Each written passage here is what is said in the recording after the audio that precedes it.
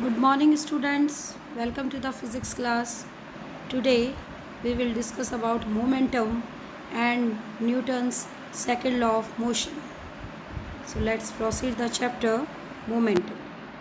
Momentum is a physical quantity. Okay, it is the quantity of motion in a body and it depends on its mass and velocity. So, the momentum of a body is defined as the product of its mass and velocity. The product of mass and velocity is called momentum. So, momentum is equal to mass into velocity. Momentum is represented by letter P. So, P is equal to m into v. Mass into velocity. So, P is equal to m into v. Okay, so momentum is directly proportional to mass.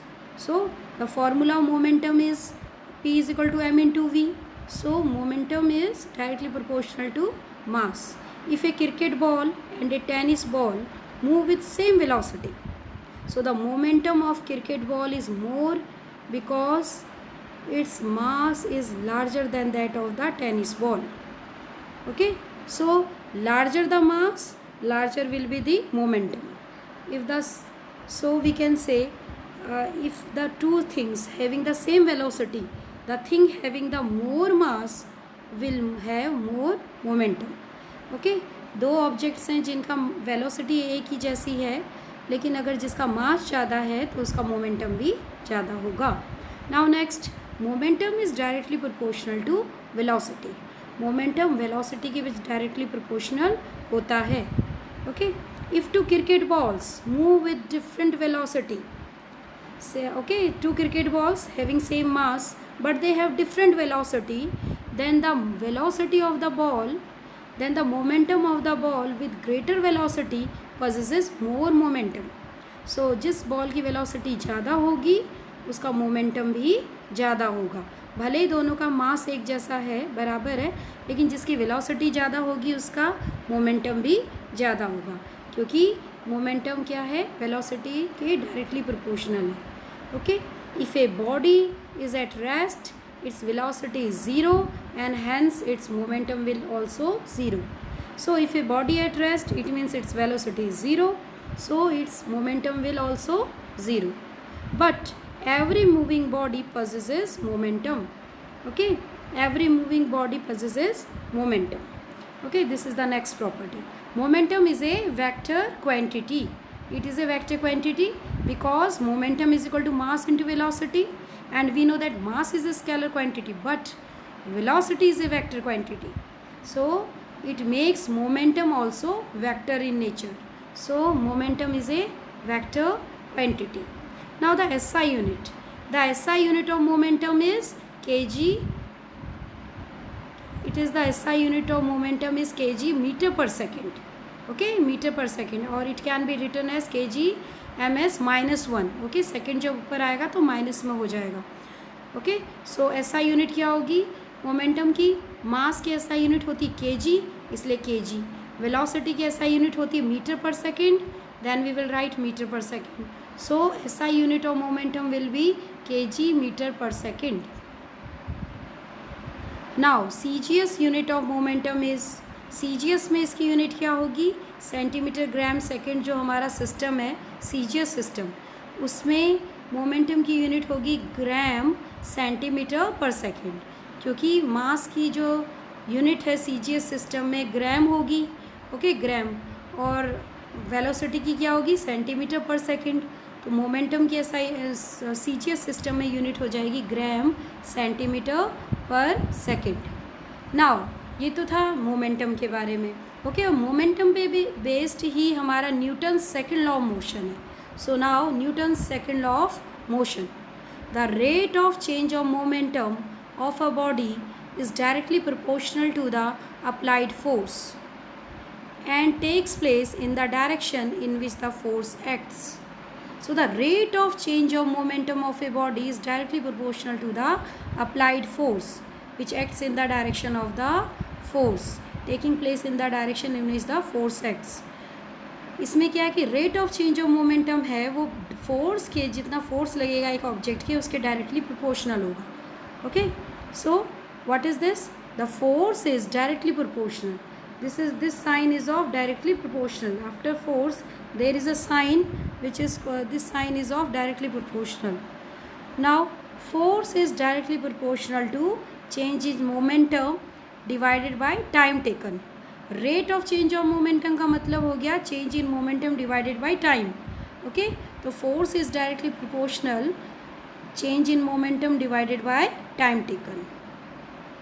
Now so F is directly proportional change in momentum को हम क्या लिख सकते हैं, delta P लिख सकते हैं. Delta P का मतलब है चेंज इन मोमेंटम, और डिवाइडेड बाय टाइम टेकन को हम लिख सकते हैं टी.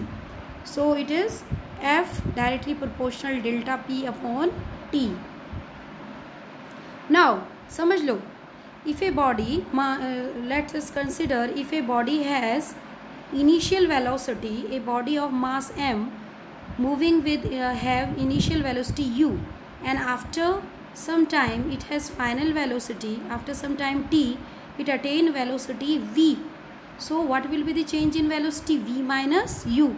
कितनी वेलोसिटी में चेंज आएगा, पहले u थी एक ऑब्जेक्ट की वेलोसिटी और बाद में v हो गई, तो वेलोसिटी में चेंज कितना हुआ, v माइनस u हो गया. ओके, कितने टाइम में, t टाइम में ये चेंज हुआ. ओके, सो इसी तरह से बेटा rate of change of momentum क्या हुआ, पहले अगर जब बॉडी u स्पीड से जा रही थी, u स्पीड से जा रहा था, एक बॉडी जा रही थी, उसका मास m था, तो उस कंडीशन में उसका मोमेंटम क्या था, mu था, mu. लेकिन बाद में जब वेलोसिटी v हो गई तब मोमेंटम क्या रहा, मास तो वही रहा उसका m, लेकिन वेलोसिटी अभी चेंज हो गई है, तो उसका मोमेंटम क्या हो जाएगा, mv. तो मोमेंटम में कितना चेंज आया उस ऑब्जेक्ट के, mv minus mu. So the change in momentum कितना हो जाएगा, f. Force is directly proportional to change in momentum, that is rate of change in momentum. तो रेट क्या होता है, टाइम के साथ कितना मोमेंटम में चेंज आया. ओके, तो हम करेंगे मोमेंटम में क्या चेंज आया, M we minus M U change आया divided by T with respect to time के रिस्पेक्ट में रेट हमें निकालना है. तो F is directly proportional M we minus M U divided by T, ये हमारी इक्वेशन हो जाएगी. Okay, now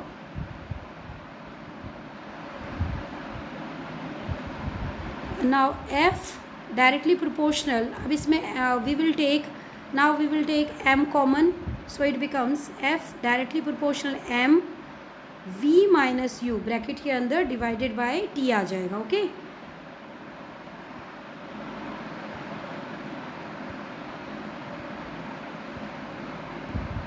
after this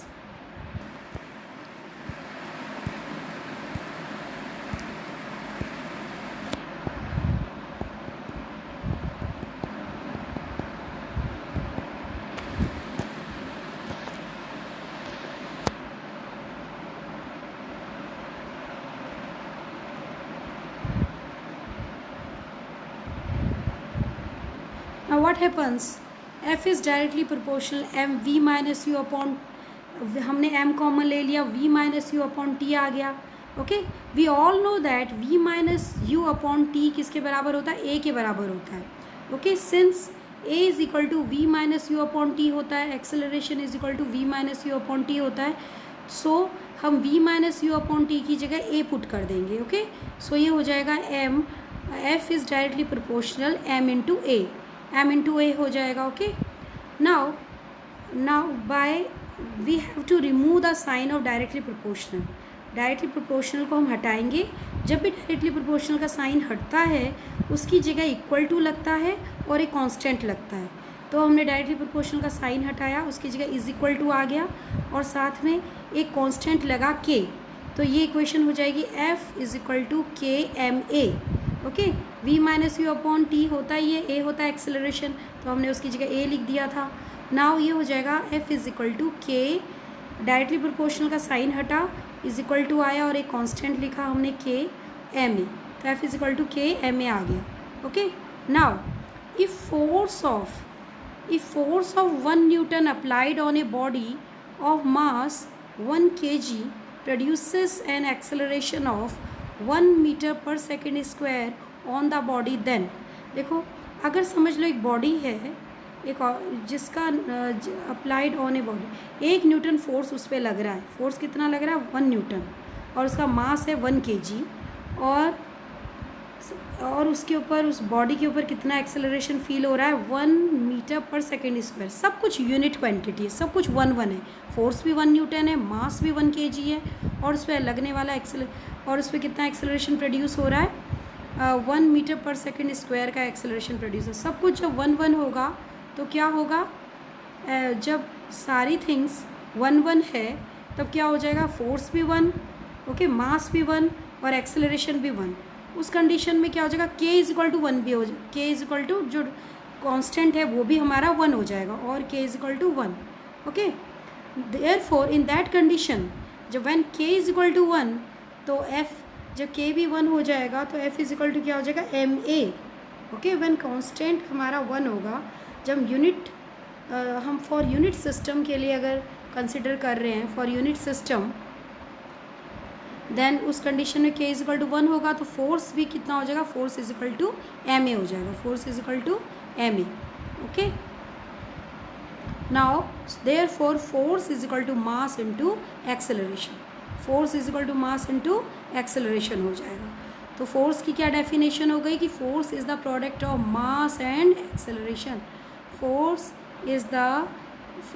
is equal to mass into acceleration. तो हमने second law of Newton, second law से क्या डिराइव किया, हमने न्यूटन्स के सेकेंड लॉ से फोर्स डिराइव किया, क्योंकि न्यूटन ने इतना सब कुछ फोर्स के बारे में बताया, इसलिए फोर्स की SI यूनिट भी न्यूटन रखी गई है, okay. Now the acceleration, now F = ma होता है तो a बराबर कितना हो जाएगा, एक्सेलरेशन बराबर हो जाएगा F अपॉन m हो जाएगा, acceleration = okay. So the acceleration produced in a body is directly proportional to the force acting on it and inversely proportional to the mass of the body. किसी भी object acceleration produced in a body, एक body में जो acceleration produce होता है वो directly proportional होता है फोर्स के, जितना उस पर फोर्स लगता है उसके, और इन्वर्सली प्रोपोर्शनल होता है मास ऑफ द बॉडी। इन्वर्सली किसके प्रोपोर्शनल होगा, मास के, एक्सेलरेशन, ठीक है। Force is a vector quantity, force is a vector quantity. Now properties of force हम पढ़ रहे हैं फोर्स के बारे में, तो फोर्स क्या है, एक वेक्टर क्वांटिटी है, okay. Force can cause acceleration और इट ऑल्सो कॉल्ड डिसलरेशन, ये एक्सेलरेशन भी प्रोड्यूस कर सकता है और डिसलरेशन भी प्रोड्यूस हो सकता है इसके कारण। For example, accelerator of a car accelerates it and brakes decelerates it, okay. Force के कारण एक्सेलरेशन भी प्रोड्यूस हो सकता है और डिसलरेशन भी प्रोड्यूस हो सकता है, मतलब रिटार्डेशन भी। जैसे एक कार का जो एक्सेलरेटर है उससे तो कार एक्सेलरेट होती है, लेकिन ब्रेक सप्लाई करने पे कार क्या होती है, डिसलरेट होती है, okay. Now SI unit of force is Newton, force की SI यूनिट क्या है, न्यूटन है। In order to give tribute to the great scientist Isaac Newton, who worked a lot for force, so the SI unit of force is Newton. Now 1 Newton, what is the definition of 1 Newton? Very important. 1 Newton is defined as the force which when acting on a body of mass 1 kg produces an acceleration of 1 meter per second square in it. Force = ma होता है, force = 1 Newton कब होगा, जबकि एक body जिसका मास 1 kg हो और उस पर एक्सेलरेशन कितना प्रोड्यूस हो, 1 मीटर पर सेकेंड स्क्वायर का उस पर एक्सेलरेशन प्रोड्यूस हो, तब हमारा फोर्स भी क्या होगा, 1 न्यूटन होगा। जब दोनों ही मास और एक्सेलरेशन दोनों ही 1 होंगे तो फोर्स भी क्या होगा, वो भी 1 न्यूटन होगा। तो 1 Newton is defined as the force which when acting on a body of mass 1 kg produces an acceleration of 1 meter per second square in it, okay. So the force is said to be 1 Newton in that case. Now applications of second law of motion, Newton's second law of motion। Newton's second law of motion की क्या क्या applications हैं, okay। Daily life में हम कहाँ कहाँ Newton second law of motion को observe कर सकते हैं। एक cricket player, okay, cricket player fielder moves his hand backward on catching a fast moving cricket ball. Okay, एक क्रिकेटर है, फील्डर है, वो अपने हाथ को नीचे को पीछे को कर लेता है जब भी कोई बॉल को कैच करता है. moves his hand backward on catching a fast moving cricket ball like this which you have seen in the figure. जो आपने फिगर में देखा, फिर से देखिए. जो क्रिकेट बॉल है, इसको जो है क्रिकेटर ऐसे कैच करता है फील्डर, तो हाथों को अपने पीछे को कर लेता है. क्यों ऐसा क्यों करता है? A fast moving cricket ball has large moment. एक जोर से फास्ट मूविंग जो बॉल आ रही है उसका मोमेंटम ज़्यादा होता है. क्यों? क्योंकि इसकी वेलोसिटी ज़्यादा है. हम जानते हैं मोमेंटम क्या है, वेलोसिटी के डायरेक्टली प्रोपोर्शनल है. जितनी ज़्यादा वेलोसिटी होगी उसका मोमेंटम भी उतना ही ज़्यादा होगा. तो फास्ट मूविंग बॉल का मोमेंटम ज़्यादा है. ओके, इस वजह से वो हाथ पीछे क्यों कर रहा है? वो टाइम को इंक्रीज़ करता है. जिससे टाइम इंक्रीज़ हो जाएगा तो वेलोसिटी कम हो जाएगी. बॉल की वेलोसिटी कम होगी तो हाथ पे फोर्स कम लगेगा. ओके, मोमेंटम कम लगेगा और इस वजह से हाथ जो है वो हर्ट नहीं होगा. Okay, now in stopping the cricket ball its momentum has to be reduce to zero. Okay, उसके मोमेंटम को रिड्यूस किया जाता है कि पीछे को हाथ करने का मतलब यही है. उसको बॉल को जब स्टॉप किया जाता है उसके मोमेंटम को ज़ीरो किया जाता है जिससे हाथ पे चोट ना लगे. When a player moves his hands back the time taken to stop the ball increases. Time को बढ़ाया जाता है, बॉल को टाइम बढ़ाया जाता है जिससे कि जो है मोमेंटम को कम किया जा सके. And hence the rate of momentum decreases. Time बढ़ाने से क्या होगा? रेट ऑफ मोमेंटम डिक्रीज होगा. You know that force is rate of momentum हमने पढ़ा है, force is inversely proportional to the time. Okay, अगर टाइम बढ़ाएंगे तो फोर्स क्या लगेगा? कम लगेगा उस पर. M we minus M u upon t, अभी हमने डेरिवेशन में पढ़ा. टाइम हम बढ़ा रहे हैं तो फोर्स क्या लगेगा? कम लगेगा क्योंकि मोमेंटम भी कम होगा. ओके, तो मोमेंटम कम होने से फोर्स भी हाथ पर कम लगेगा. ठीक है, so the force exerted by the ball on the hands decreases. और इस वजह से फोर्स भी हाथों पर कम लगेगा. So the hands of the player do not get hurt. Okay, और जो हाथों में फिर चोट भी नहीं लगेगी. तो इसलिए so the fielder moves his hand backwards on catching A fast moving cricket ball. इसलिए जो है फास्ट मूविंग बॉल को कैच करने में फील्डर जो अपना हाथ पीछे को करते हैं. Now next example, next application. A high jumping or a long jumping athlete is provided either a cushion or a heap of sand on the ground to fall upon. आपने देखा होगा एथलीट्स जो होते हैं जो हाई जंप करते हैं या लॉन्ग जंप करते हैं, तो जब वो जंप करने के बाद में आपने देखा होगा एक कुशन, एक या तो सैंड की हीप पर गिरते हैं. Okay, they fall down on the heap of the sand, या एक कुशन टाइप सरफेस पे वो लैंड करते हैं. ओके, क्यों करते हैं? उसके पीछे क्या रीज़न है? द कुशन और the sand help to increase the time in which the momentum comes to zero. This decreases the rate of change of momentum and hence the force. So the athlete does not get hurt. Okay? Cushion और ये sand का जो heap है वो क्या करेगा? वो time को बढ़ाएगा. जब वो उससे टाइम बढ़ेगा और टाइम बढ़ने से क्या होगा? जो मोमेंटम है वो ज़ीरो हो जाएगा. ओके, और मोमेंटम कम होगा, डिक्रीज़ होगा तो उसका इम्पैक्ट फोर्स पे पड़ेगा, फोर्स भी कम हो जाएगा और इस वजह से athlete will not get hurt. Okay, उसको चोट नहीं लगेगी. ओके, नाउ नेक्स्ट है packing materials like thermocols, bubbled plastic sheet, straw, paper strand etcetera are used while packing glassware, chinaware, electronic devices etcetera. Electronic devices को, glasswares को, chinawares को, जो होते हैं मटेरियल्स जो होते हैं उनको पैकिंग करने के लिए हम thermocol, bubbled plastic sheet, straw और पेपर स्ट्रैंड्स इन सब की मदद लेते हैं. क्यों इनसे पैक क्यों किया जाता है इनको? Because these materials help to increase the time in which the momentum comes to zero when jolting and jerking takes place. Okay, this decreases the rate of change of momentum and hence the force, so the articles do not get broken. Okay. Actual में क्या होता है, packing material जितने भी हैं, अगर कोई भी फोर्स इन आइटम्स के ऊपर लगेगा तो ये उसके टाइम को बढ़ा देते हैं। टाइम बढ़ाने से क्या होगा, जो मोमेंटम का इम्पैक्ट है वो कम हो जाएगा, as well as it reduces the impact of force भी कम लगेगा, और जो उनकी जॉल्टिंग है, उनका जर्कनेस है, और उनको कोई भी जो वी कैन से उसको जो भी इंजरी होनी है आर्टिकल्स को, वो नहीं होगी। सो these materials, these delicate articles are we can say these are packed by these materials in order to increase the momentum, in order to increase the rate time.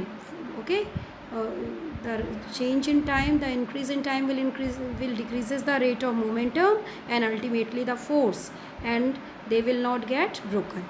Okay students, so students, go through all these topics, try to clear your concepts, try to understand them, learn them. Okay students, thank you all of you.